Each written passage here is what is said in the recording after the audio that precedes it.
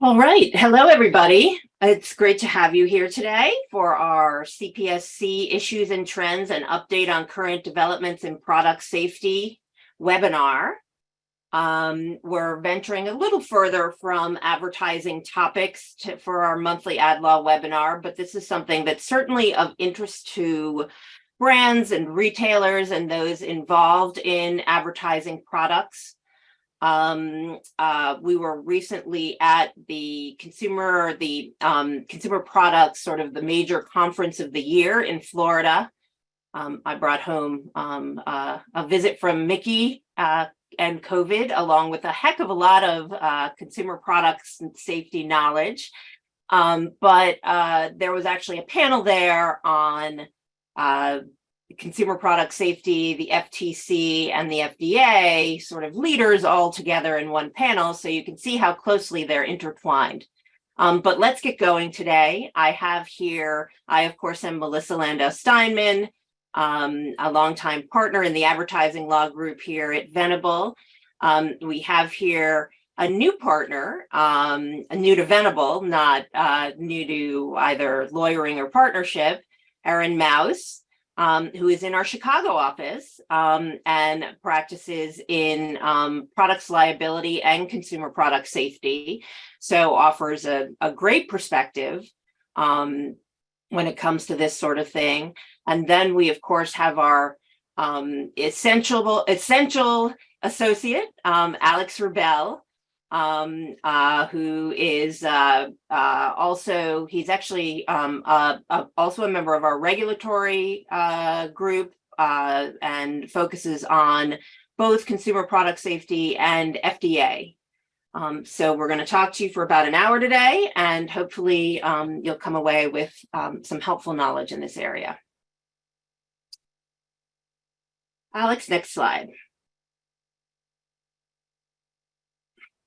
So in terms of our agenda, we're first going to go over sort of an overview of the CPSC's agency and what's going on today, the jurisdiction of the CPSC, the CPSC Section 15B requirements, which are the reporting requirements that people often, that's their first encounter with the CPSC, as they realize that they have to report a potential product defect or safety hazard, how to comply, what to be thinking about. So that's not their first encounter where there's a disaster, but rather how to think about compliance, what some trends are in enforcement, what new laws are that are that we're seeing, and also AI, which is of course all in the news.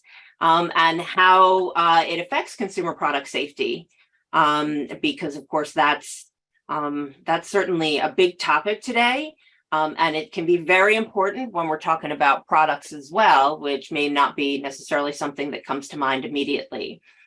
Then we'll talk about some issues which are related, but not necessarily top of mind, similar to AI, PFAS or forever chemicals, warranty and right to repair, how to recognize claims that may raise product safety issues, sort of advertising claims or product claims, and then MACRA, which Alex will spell out exactly what that means, because I'm not remembering it right this very minute. So anyway, we will go on from here and get into the meat of the subject. In terms of an overview of the Consumer Product Safety Commission, the CPSC was actually established in 1973. So in some of our lifetimes, Alex, it's an independent executive branch, much like the FTC.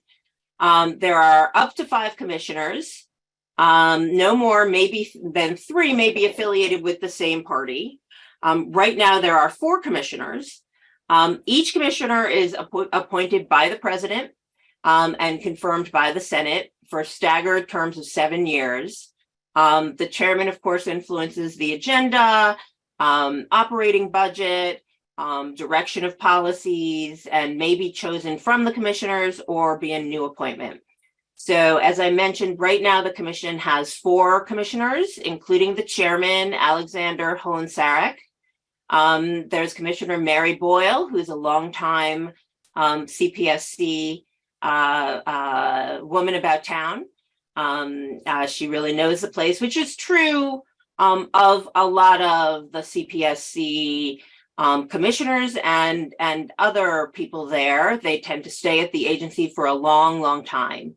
Commissioner Richard Trumka, Commissioner Peter Feldman, who's the lone Republican, and there's still 1 Republican seat open. Next slide.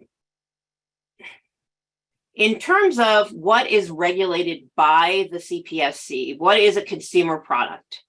According to the Consumer Product Safety Act, which is, of course, their chartering law, if you will, the main law that regulates, but not the only, consumer products. A consumer product is defined as any article or component part thereof produced or distributed for sale to a customer for use in or around personal, permanent, or temporary household or residence, in school, in recreation or otherwise, or for personal use, consumption, or enjoyment of a consumer in or around permanent or temporary household or residence, a school, in recreation or otherwise. So it's a fairly broad, it's a really broad definition that, you know, it's essentially could individuals use it, or will it show up in a home or a school, you know, or in recreational use.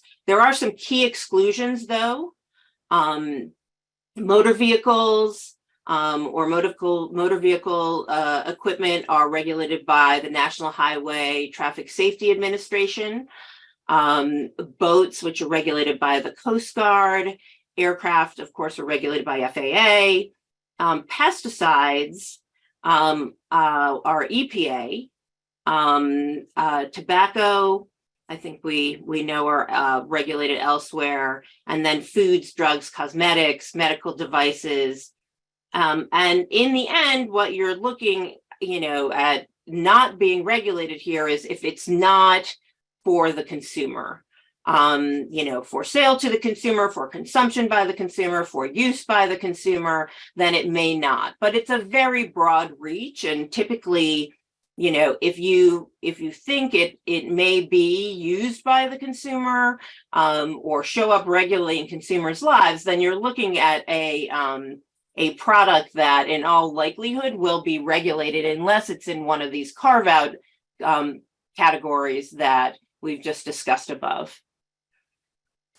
So things like fire alarms, home security systems, that sort of thing are regulated. Not necessarily obvious, but if you go, sometimes it's helpful even at CPSC page is a public page. Go look at what the recalls are if you're in doubt, or what the rules they list on that page, and that can be helpful.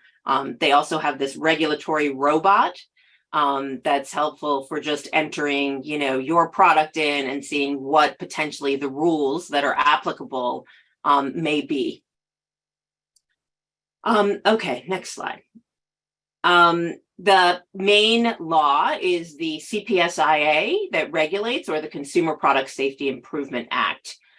This was passed in 1972, you know, same time the agency was established, and then updated. It was the CPSA in 1972, then updated as the CPSIA, there's the improvements, in 2008. And similar to, say, the FTC Act, it's an umbrella statute which defines the basic authority of the agency and authorizes the agency to then develop standards and bans. So the law directed the agency to promulgate mandatory standards, in particularly for children's durable products and toys, and require product registration cards. That's a huge area for the CPSC is children's toys. In addition, there are a number of areas where they require third-party testing and certification, what they call regulated products. So chemicals, for example, is a big area where you see regulated products. In addition, the CPSC has created a public database where consumers and others can report incidents called saferproducts.gov. And, probably the other major time that a lot of companies who are not familiar with the CPSC rather, come in contact with the CPSC is they get a letter saying that somebody has complained about your product. Would you like to respond? Which is essentially what has happened is very frequently is somebody has complained on saferproducts.gov that they were injured, that something happened with the product. And if you have registered in particular or otherwise, then the CPSC will generally send you a letter and give you the opportunity to respond to that complaint. It's strategic whether you want to do that or not, but because of this, it actually, a lot of companies were concerned that this would become essentially a fishing pond for class action attorneys. So it's something to think carefully about what you want to do in those circumstances. In addition, the CPSIA at the time increased civil monetary penalty amounts to $15 million. And of course, provided the agency with the authority to pursue recalls and ban products under certain circumstances. It's best known, 15B required mandatory reporting of products that may present a risk of injury or violate a mandatory standard. Next slide. So here's a listing of other relevant statutes. I won't go through all of them because it just wouldn't be that interesting, but you guys are all getting copies of the slides. Some of the ones we see come up more often are things like the Federal Hazardous Substances Act, which regulates, various chemicals and other hazardous substances and provides for what to do with regards to testing and reporting and the like when you are working with that. The Child Safety Protection Act, flammable fabrics, what you need to do in terms of testing or making sure that your fabrics meet certain standards, particularly with respect to things like children's pajamas or certain sleeping materials or that sort of thing. You can see, portable fuel containers, and the latest and greatest, the Sturdy Act, which has to do with tipping furniture or tippable furniture. And I believe Alex is going to talk about that a little later, shaking his head. No, Erin's going to talk about it. So I won't, just a little preview of what's coming next. But even art materials are regulated. So you can see it's important to go back and see, is there a regulation when I'm making these, when I'm entering a new sort of product area that I need to worry about when it comes to the CPSC, or for that matter, in some cases, state laws regulate particular areas like, mattresses or the filling of stuffed animals are regulated at the state law level. So, you're not necessarily sort of, completely free of regulation just because the CPSC has no specific regulation on an area. And of course, there's always the duty to report if there's been an injury that meets the reporting standards under CPSC as well. Next slide. And I'm going to turn it over to Erin. So that was a very good segue, Melissa, into this next section, which is really a primer on the nuts and bolts of 15B, which is the reporting obligation under the Consumer Product Safety Act. Alex, next slide, please. So there are mandatory reporting requirements under Section 15B. It is the section itself establishes what those reporting requirements are for products that fall under CPSC's jurisdiction. Importantly, I think the who must make a Section 15B report is something to highlight here. The reporting obligations that I'm going to discuss extend by statute to the manufacturer, the importer, the distributor, and the retailer of the consumer product. That is because all of those parties have a role in distributing products in commerce, and it's also seen as critical in meeting the Congress's goal of implementing and enacting Section 15B, which is to encourage the widespread reporting and timely reporting of information that's necessary to protect public health and safety. So what are the reporting triggers? There essentially are four key reporting triggers. The first, which is I think the most common reporting trigger, is if a consumer product contains a defect, which could create a substantial product hazard. I'll spend a little more time on what those things mean, but that tends to be the primary reporting trigger that most companies are addressing. However, there are other triggers, including a trigger that a consumer product creates an unreasonable risk of serious injury or death. The third trigger is if the product fails to comply with a mandatory product safety rule imposed by the CPSC or a voluntary safety standard, one that's created by a third party, for example, ASTM or UL, but is formally adopted by the CPSC. And the final trigger is if the consumer product fails to comply with any other rule, regulation, standard, or ban under the Consumer Product Safety Act or any of the other acts that Melissa just detailed for you. She mentioned the Federal Hazardous Substances Act. I think the Packaging Act, the Poison Prevention Packaging Act, is often an act that sort of falls, the companies find themselves having to assess whether there's a reporting trigger. But any of those acts that have mandatory requirements, if you are non-compliant with those requirements, you may have a mandatory reporting obligation.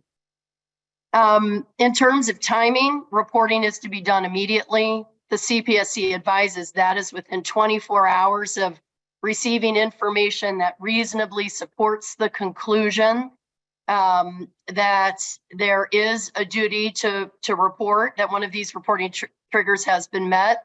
However, and importantly and practically, the CPSC understands the business reality that it isn't always clear as to whether a reporting obligation has been triggered. And companies are allowed to conduct a reasonable investigation. The CPSC advises that the time frame for that investigation is 10 business days, unless a company can demonstrate that a longer time is reasonable under the circumstances. And they also add an additional 5 working days to essentially allow that decision-making to reach the level of the proper decision makers in a company. The CPSC considers a company to legally have obtained knowledge of product safety related information when that information gets to the right people. Those are the people that have the authority to make decisions on behalf of the company and really appreciate the significance of that information. As you'll hear later, untimely reporting is a primary basis for CPSC penalties.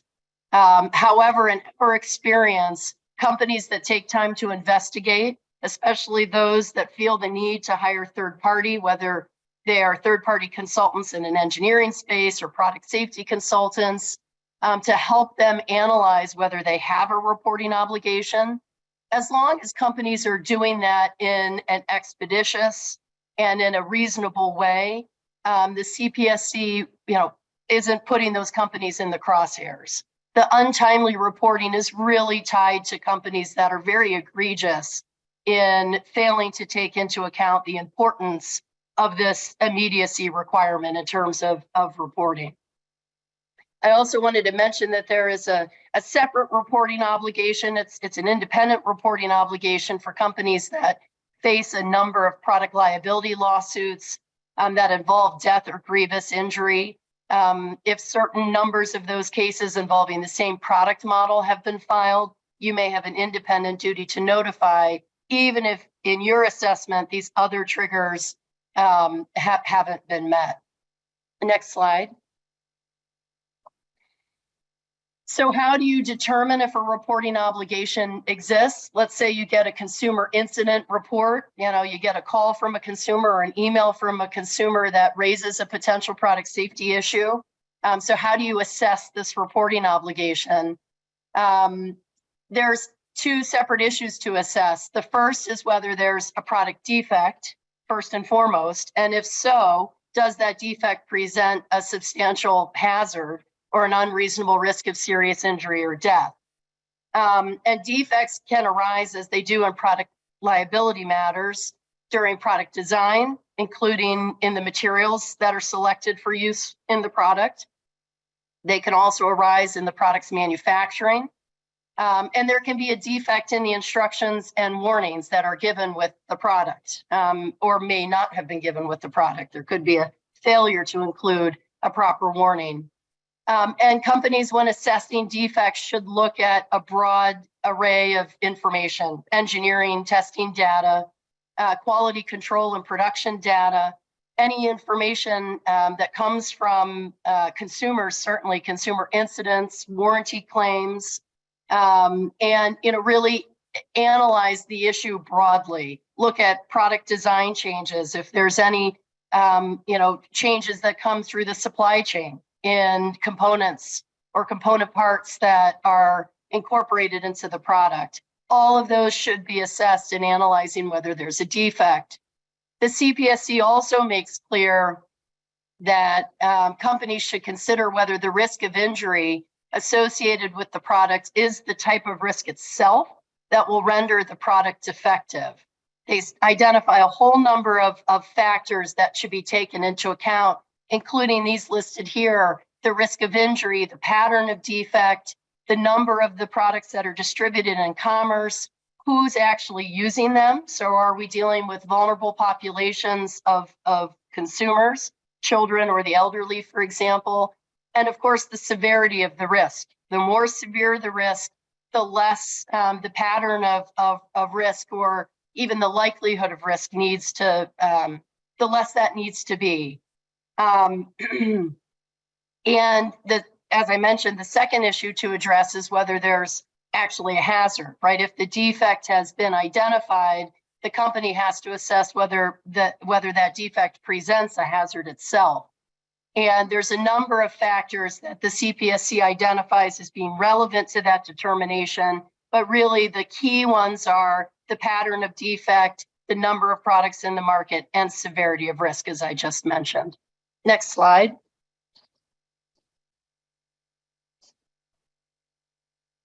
So a quick overview of the types of product recalls. Almost all consumer product recalls in the US are conducted voluntarily. Melissa mentioned that the CPSC has the power to go to court and seek as injunctive relief a mandatory recall. That is a complicated and time-consuming process, and most companies will engage with the CPSC voluntarily, because the idea of litigating this issue is, it's not something companies want to do for the most part. That isn't always true. Some companies really believe in the value of, believe in the safety of their products, and the CPSC may disagree. But for the most part, recalls are done voluntarily. There are two types of voluntary recalls. The CPSC really encourages companies to consider seeking inclusion in its fast track recall program. The goal of that program is really to help consumers by removing products quickly from the marketplace. And the CPSC stresses that the fast track process is available even when companies believe that products are only potentially hazardous. They really want companies to act out of an abundance of caution and remove products as quickly and efficiently as possible. To participate in the program, though, the business must be prepared to implement a consumer-level corrective action plan, as opposed to doing something just with a change in manufacturing or something at the company level. You have to agree to a consumer-level plan and to do so within 20 business days of inclusion into the program. And the firm must immediately stop distribution of the product. And that can be a little more challenging than it sounds, particularly for products that are distributed through independent retailers and maybe even through e-commerce. The benefit of the fast track process, however, is that the CPSC will not make a preliminary determination that the product contains a defect that creates a substantial product hazard. Under the voluntary process, that is something that the CPSC is required to do. And then you have a government agency making a determination that could have long-term consequences, whether that's in product liability litigation or in your relationships with your retailers and distributors, for example. The CPSC in the voluntary track will also make a determination about the level of hazard, this Class A, Class B, or Class C hazard that you see here. And that also can have, significant consequences as the response to the level of hazard would then really increase, if a hazard was determined to be a Class A hazard, for example, that's a significant hazard. And the reaction to that, the corrective plan reaction to that needs to be probably getting products, off the market immediately. Next slide, please. So that leads to questions about remedy. What I was alluding to with respect to the classification of the recalls, for example, is that there is room for companies to negotiate what the remedy is in response to a reported issue. And oftentimes we're working, and our advice to companies is to really focus on this remedy so that you can develop and offer to the CPSC a business remedy that addresses all the concerns that they are going to have, that addresses the product safety issue with respect to customer or consumers, but is also reflective of how your products are sold. And you are in control then of negotiating what that remedy is. The fast track process really allows you to sit in the driver's seat when it comes to those negotiations. But what are those consumer level remedies? They are most often replacement, repair, or refund. And replacements can be with a similar type of product.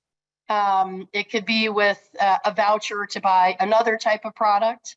A repair obviously is leaving the product in the market, but repairing it for consumers. And a refund is simply refunding the purchase price, or maybe a purchase price minus some recognition of use. The CPSC does recognize that refunds might be decreased from the purchase price if a consumer has benefited from use of the product for a period of time. And of course, the CPSC's goal and recognizes that any remedy, any corrective action plan that's put into place, the aim of it is to ensure that recalls are as effective as possible.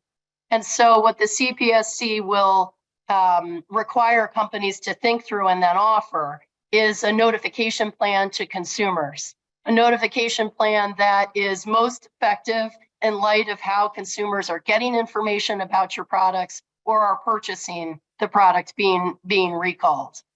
Certainly that notification plan will include a notification, a press release, a joint press release with the CPSC. It will include a posting of that press release or a recall alert on the CPSC page. They will expect companies to use their own website to publicize the recall. And social media is really a primary focus for the CPSC because it is how a lot of us get information these days. So there is at least an expectation that companies will consider the best way to utilize social media. And for smart products, where you can push information to consumers on the product itself, there is a greater and greater emphasis by the CPSC on trying to figure out how to utilize that technology to bring information about recalls to consumers as quickly as possible. So with that, I think I'll turn it back over to Melissa to talk about some compliance tips. Sure. And that's certainly, you make a very valid point, Erin, about all the ways to communicate with the customers. That invariably ends up being a significant part of the discussion because, of course, clients don't want this to be a big announcement, and the CPSC wants it to be both as part of their duty towards the consumer, and because, you know, the more they can show their effectiveness, the better it is for them. So that I find is often, you know, a big part of the back and forth as to how you can show, as, you know, the reporting entity, that you can reach your customers effectively and get the product back versus, you know, the CPSC will always insist on that press release. Unless you can show 100% reporting effectiveness without doing it. So it's definitely a big part. Anyway, let's go to compliance and talk about making sure that the need for a report never happens, if it's at all possible, which is, of course, a very, very hard thing to do, but, you know, everybody should try for. So in terms of what does the CPSC say about compliance programs, to start with, both in terms of the need for them and what a good one looks like, the CPSC has a recall handbook that's posted on its website at cpsc.gov. And it's worth a read, not just for, you know, as a bedtime, you know, soporific, but because it does have a lot of good information.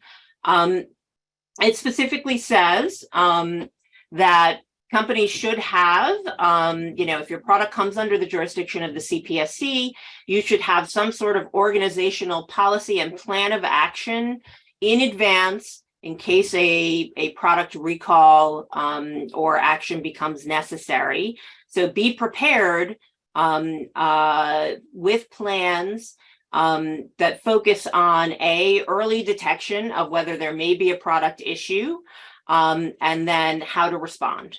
You know, not surprising, but develop some sort of organizational plan and policy to identify what may be a potential violative product as early as the production stage.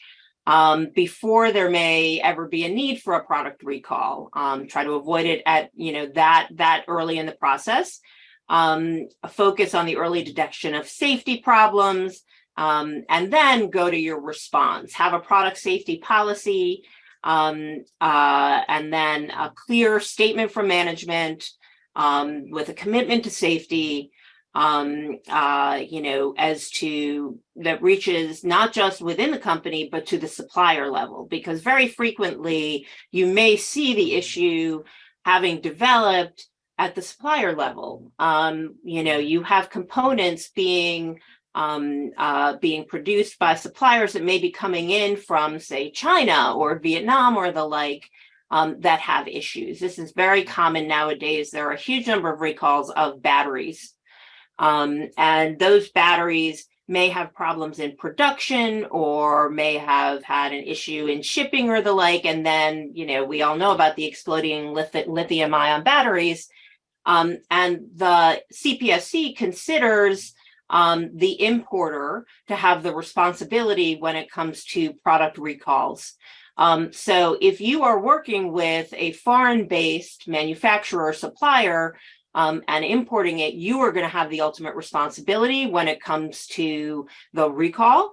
And you are going to want to take that responsibility when it comes to compliance as well, making sure that the product is safe in the development, in the factory safety, and when it comes to factory safety, when it comes to testing, that sort of thing.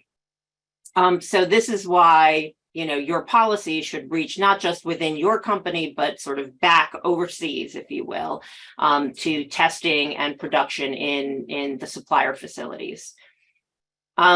Ultimately, it's your responsibility as the manufacturer importer to make sure that, testing gets done, that the facilities are safe, and that you have that policy, and that ultimately you monitor your recalls and ensure that your business is complying with the law.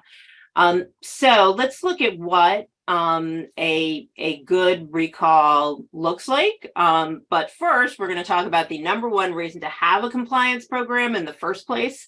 First of all, there's the obvious reason, like keeping consumers safe and avoiding product liability and all that good stuff. But in addition, it's a factor that is actively considered in determining civil penalties. So under the regulations, the CPSC's regulations, one of the factors is that the commission may consider when a safety compliance program and/or system is established. It's relevant to the violation whether somebody or a company had at the time of the violation a reasonable and effective program or system for collecting and analyzing information relative to safety issues. That includes things like incident reports, lawsuits, warranty claims, all that good stuff.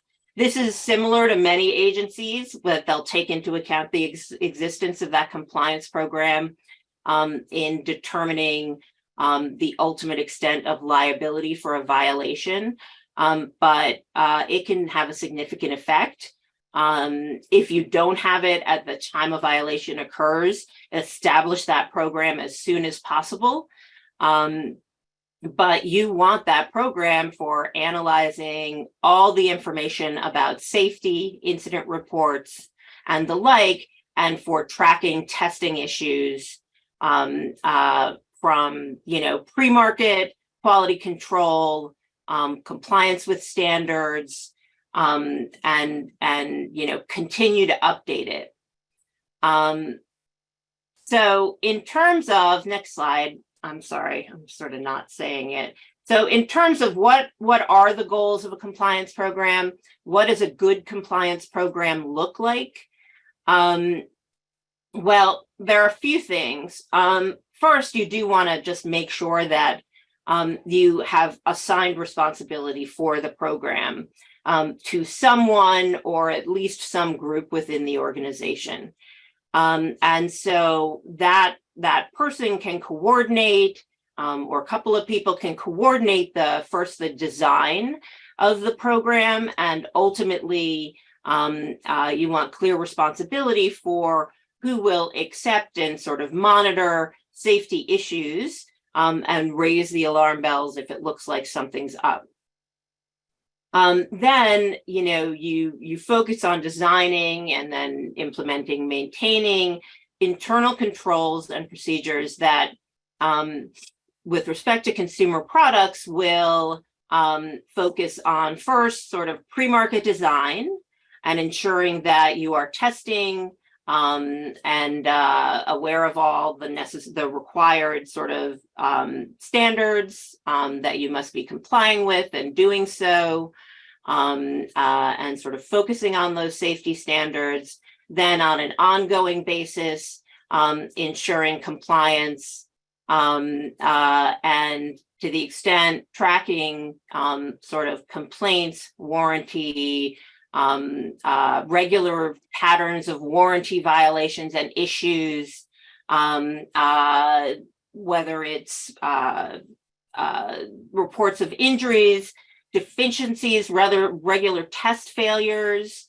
You should be, sort of monitoring any testing to see if there are possible issues showing up there, and recognizing when there may be possible issues with products. Interestingly, the CPSC also raises in some of its materials the possibility of recognizing issues with the testing itself as something that you need to monitor. So to the extent that you see that, gee, there may be an issue with the test, it may not be up to date, or the like, then you're expected to recognize that as well. So these are the types of things to be following, to be recording, and in order to try to recognize and then potentially report product issues to the CPSC. So tips, some of which we'll have covered already, and I'll skip, but we talked about assigning oversight, somebody in charge, preferably in a senior management position, like a regulatory compliance manager or director of compliance, maintaining written standards, communicating the CPSC compliance or safety compliance policies, having training programs, providing a mechanism for everybody to report back if there's an issue, even like a portal, anonymous hotline. Records retention and maintenance, of course, are important. You should have a minimum of 5 years for retention for most products, or the expected life of the product. Keep your warranty registration cards, because those can be important. For infant products, you have to maintain those cards for 6 years. And then require testing, proper testing and certifications from all of your suppliers for all of your products. Stay abreast of updated mandatory and voluntary standards. And then next slide, track product safety information and incidents. There's often ways to leverage technology there, particularly nowadays. Institute regular reviews of your product information and incident data, so what you're collecting doesn't just sit in your files to show up if there's a really big problem later. If there is a recall, assign a specific person with responsibility as the recall coordinator. Maintain a product hold process, so you can always hold something if there's a design issue, a possible manufacturing issue, and of course a product defect. Plan for reverse logistics programs so that if a product is recalled, you can immediately hold it at all levels of distribution, and possibly then pull it back to the distribution warehouses for holding and potential destruction if there is in fact a full recall. And then of course be prepared to design a post-recall monitoring system if that becomes necessary. All right, I think, are we at the end of this section? Yep. Yes. This is me. Hi, everyone. So I'm going to talk to you about civil penalties and criminal penalties and other enforcement mechanisms that CPSC can take to get you to conduct a recall or to punish you when they think that your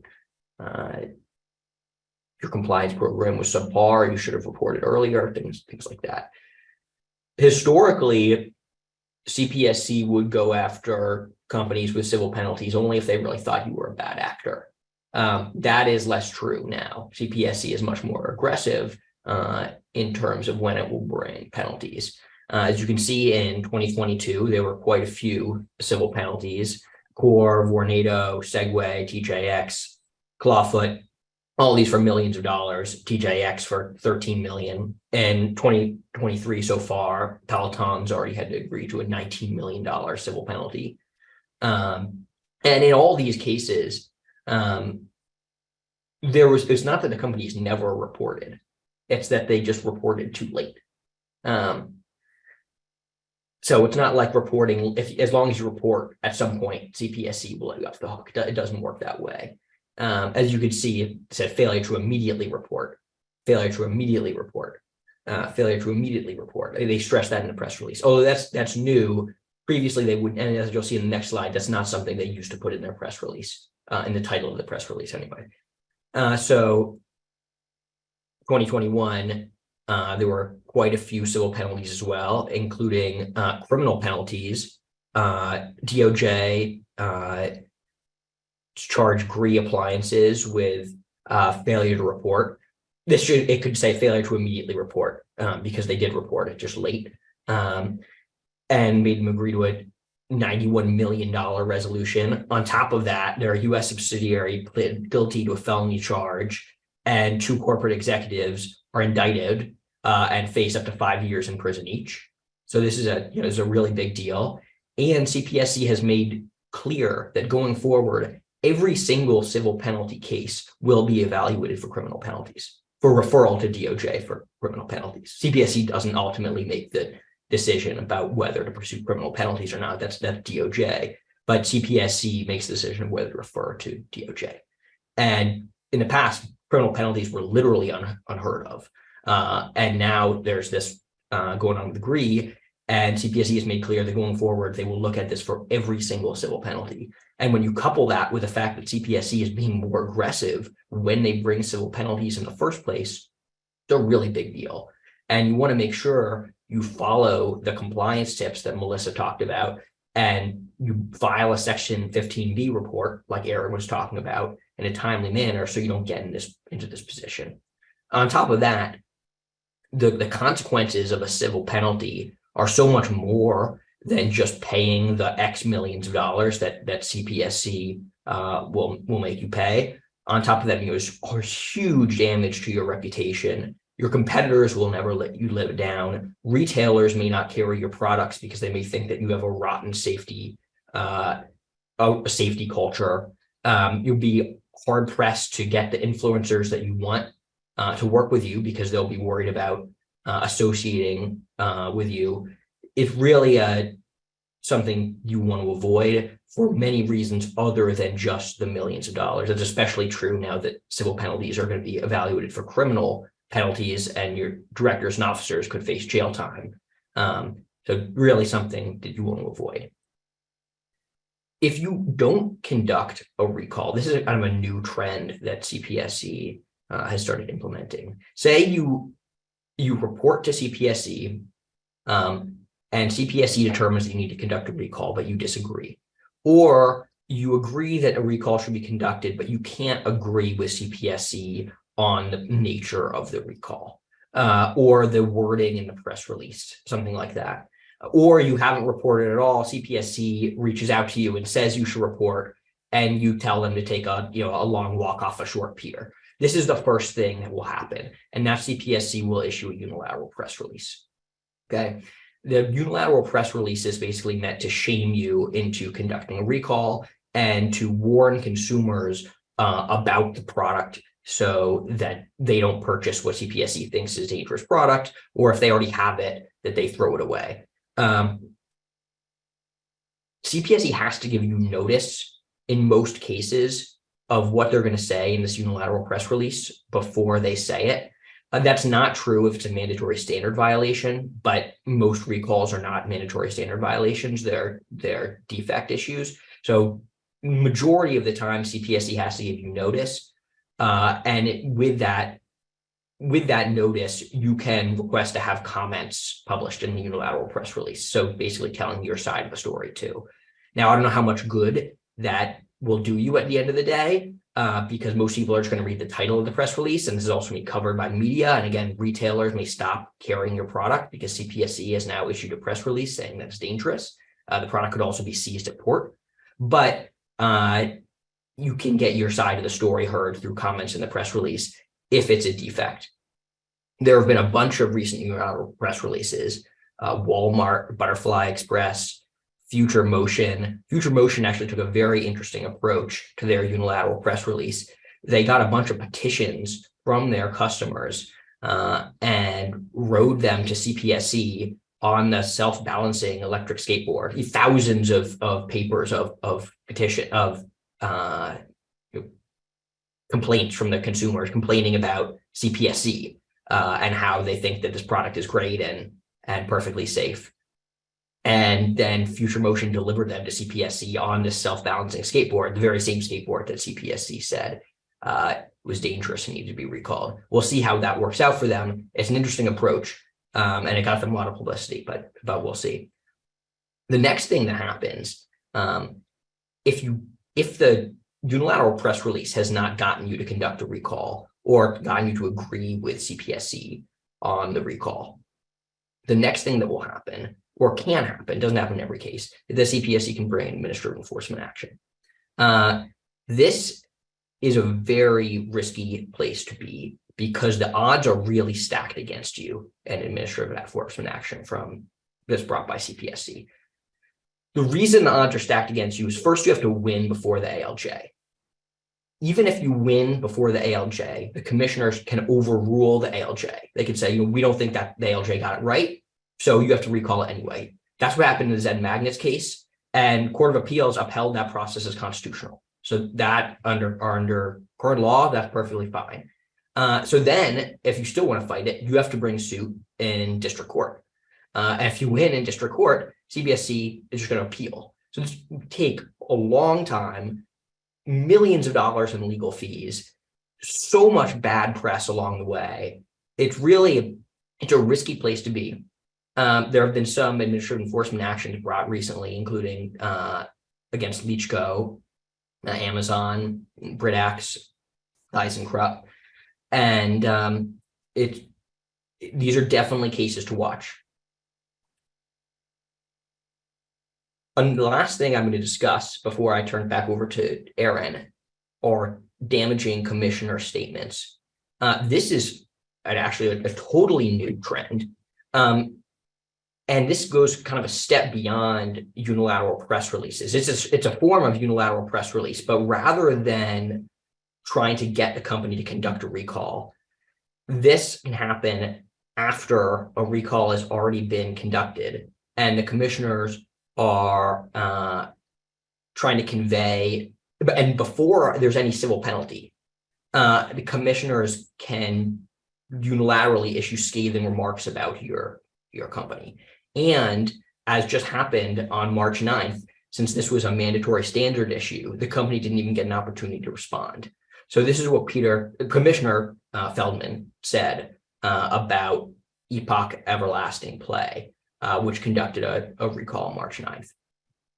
Today, CPSC announced corrective action plan regarding Epoch Everlasting Play, Calico Critters brand toys. Because these toys have resulted in 2 known fatalities and 1 near miss, I have for years called on the commission to act.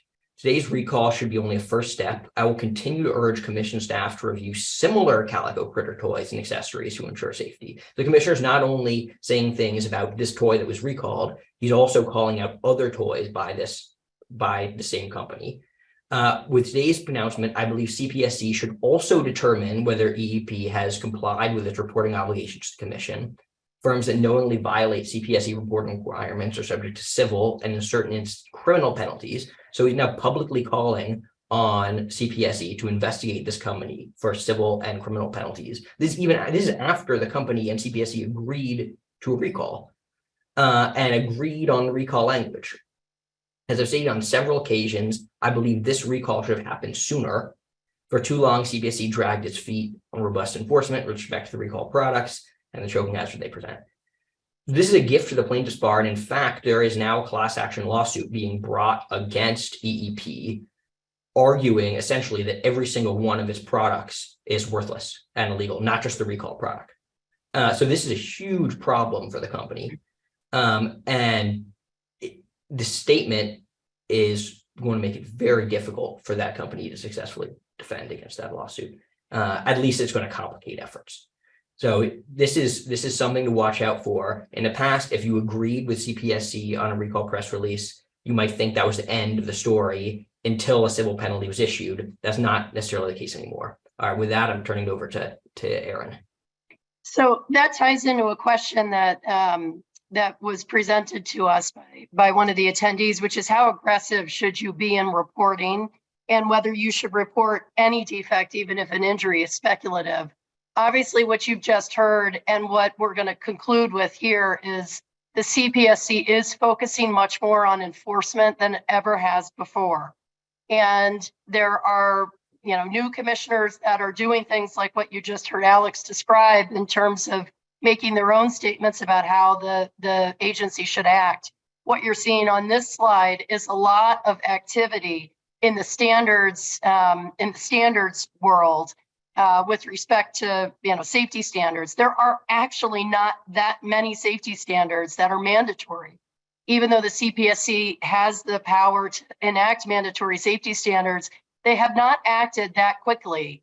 And it takes a long time to go through the rulemaking process. These laws identified here are laws that Congress says, okay, CPSC, you need to do something.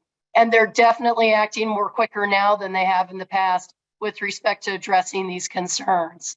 Before I get to those, in answering the question, CPSC certainly would say to any company, and they say in their guidance, that you should be conservative. Report to the CPSC, even if you don't think that you have an obligation to do so, or you haven't concluded definitively. Even if you haven't conducted a root cause analysis or completed that analysis, you should report to the CPSC. They err on the side of caution in all circumstances. But the reality is that creates a whole lot of problems for companies. And so it is very much a balancing act. And it is exactly what we as lawyers work with companies to address, how to handle that balancing act. Because once you report to the CPSC, the train is leaving the station and a whole lot of things need to happen. And so that balancing act does require really quick action on your part to start thinking through how to respond to it and how to conduct an investigation that will lead to a decision that you can support, whether it's a decision to report or a decision not to report. And on the severity of risk issue, I would say the greater the severity of risk, the more conservative you should be in terms of reporting. If you're talking about a severe risk, one incident is enough. Even the potential risk of a severe injury and certainly death should be considered very serious. And reporting, you should be much more conservative in your thought process on reporting. But just to tie up the new law issue here, button cell batteries toys have always been subject to regulations with respect to button cell batteries, how they need to be in the toys, how they need to be secured. But what Reese's law does is require the CPSC to consider standards for all consumer products. And that is broad. The impact of Reese's law is very significant. Accessories, apparel, footwear, anything that lights up. There is really a broad array of products that will now be subject to these requirements if your products contain some sort of button cell type or coin battery. The Sturdy Act, Melissa already mentioned with respect to the tip over of furniture, that has been an issue that the CPSC has been addressing. They're acting much more quickly to impose standards. And the Safe Sleep for Babies law really is a flow through of the inclined sleeper issue. That has resulted in a whole significant number of recalls with respect to infant products that are used for sleeping, but by parents, even though there may be warnings to not use those products for that purpose. There's rulemaking on those, and in fact, there's a ban that the CPSC has implemented with respect to those products. And now this act is addressing crib bumpers and other things all around safe sleeping. So if you manufacture products in that space, it is definitely an area to watch. Quick note on artificial intelligence and machine learning. I mentioned smart products before. The CPSC has for many years now focused on trying to address technology, and really their focus is on how do we assess whether artificial intelligence, machine learning, automation, whether any of that is presenting product safety hazards that we aren't traditionally used to in the way in which products were manufactured without such technology.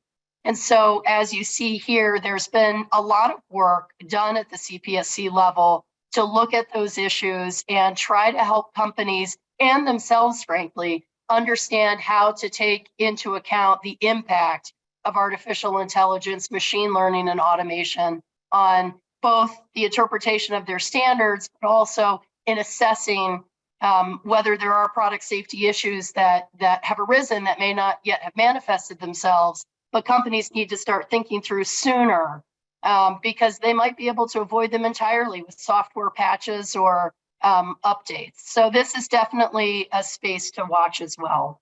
I'll turn it over to Melissa for the last few slides. And I just want to note real quick the CLE code, safety first 23.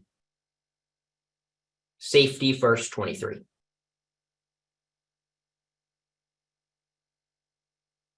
Oh, Melissa, you're on mute. I gave this job to Alex because I always forget. We have just a couple of slides, so apologies, but we'll be done in just 5 minutes or less.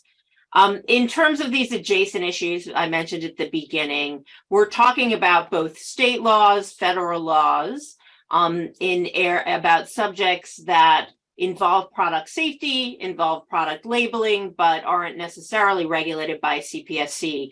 So, for instance, this issue of PFAS or forever chemicals, I'm going to get you, I moved from the slide, but the full name, which I may, it's per and polyfluoroalkyl substances, which are a group of man-made chemicals that have been used in many industrial consumer products, ranging from cookware and packaging, cosmetics, clothing, carpet, electronics. And there were 196 bills in 2021. I hadn't gotten the count on 2022 that went through state legislatures. We're waiting for regulations from the EPA, but we're talking about bills eliminating PFAS from products.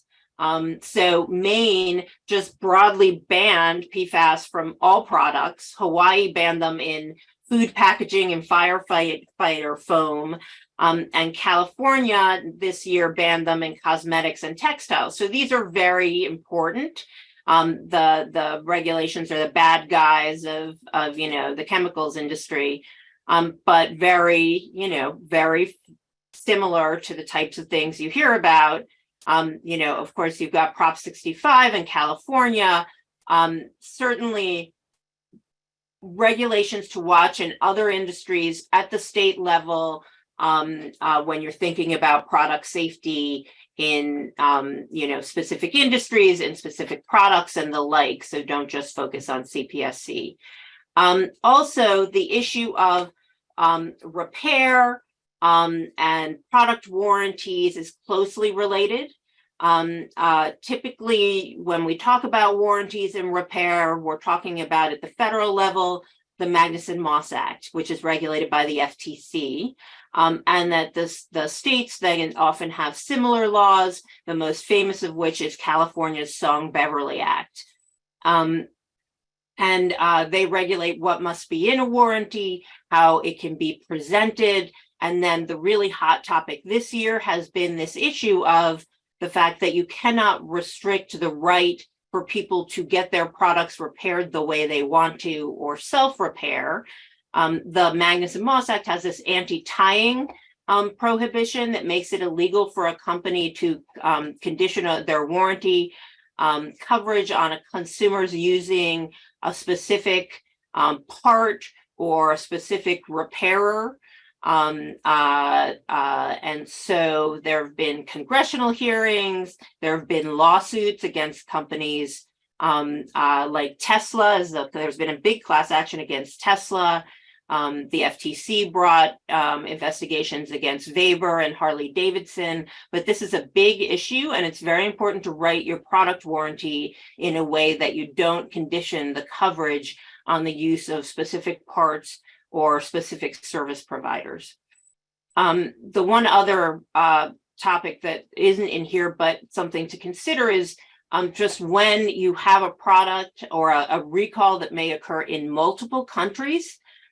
In particular, the US works with Canada very closely.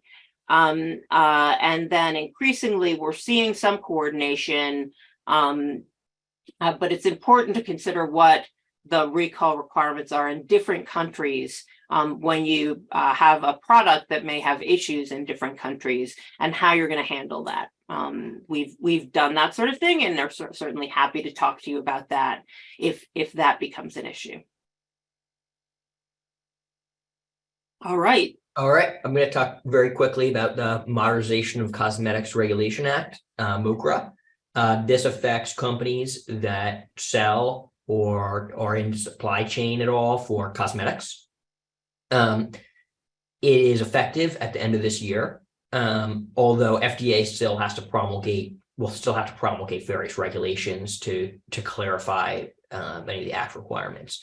But in short, cosmetics and how they're manufactured are going to be much more highly regulated than they've ever been before. They're going to be treated more like other FDA regulated products. It used to be, and I guess is still now until this law goes into effect, that cosmetic manufacturers don't have to register with FDA and don't have to comply with so-called good manufacturing practices, GMPs, in manufacturing cosmetics, and don't have to report adverse events to FDA. That all changes. And you should think about whether your current manufacturer is going to be able to comply with these laws, and whether they have experience following GMPs. If they've only manufactured cosmetics before, then they don't have experience complying with GMPs because there haven't been any before. So something to consider. And you're going to need to start reporting adverse events to FDA. And that increases the likelihood of product recalls. There are also some slight labeling changes, though those are mostly, I think, actually exclusively related to putting the distributor or manufacturer information and contact information on there so that consumers can report adverse events to them, who in turn can report them to FDA. Okay. So just a quick end, if you could, our wrap up. Thanks to everyone who stayed on for a few extra minutes. We really appreciate it. I hope, as you can tell from the content that's covered, this is a very detailed area of law. There are a lot of regulations. There are a lot of considerations. What we really wanted you to understand is that, CPSC compliance really is more important than ever. The threat of penalties and enforcement is a priority for the CPSC, and putting this top of mind instead of being reactive, developing compliance programs proactively instead of reactively are all very important steps for companies to take. CPSC has outlined and does every single year what its priorities are for the year. Listed here are those priorities for 2023, in addition to the new laws and the new regulations that are being considered and will be implemented by the CPSC. You can see there's a lot of activity at the CPSC level. So hopefully we've answered some of your questions, but we of course are happy to answer any additional questions or address any specific issues that you may have. Just reach out to any one of us. Melissa? Just say if there's any questions, first of all, thank you all for attending. If there are any questions, you're welcome to submit them now or to email them in. We will be distributing the PowerPoint. And again, thank you all for attending. And the code one more time: safety first, FIRST, safety first 23.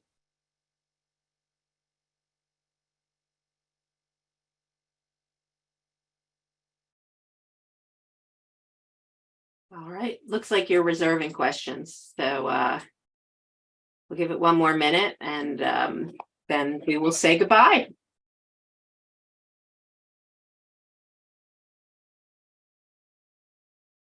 Have a good afternoon, everyone.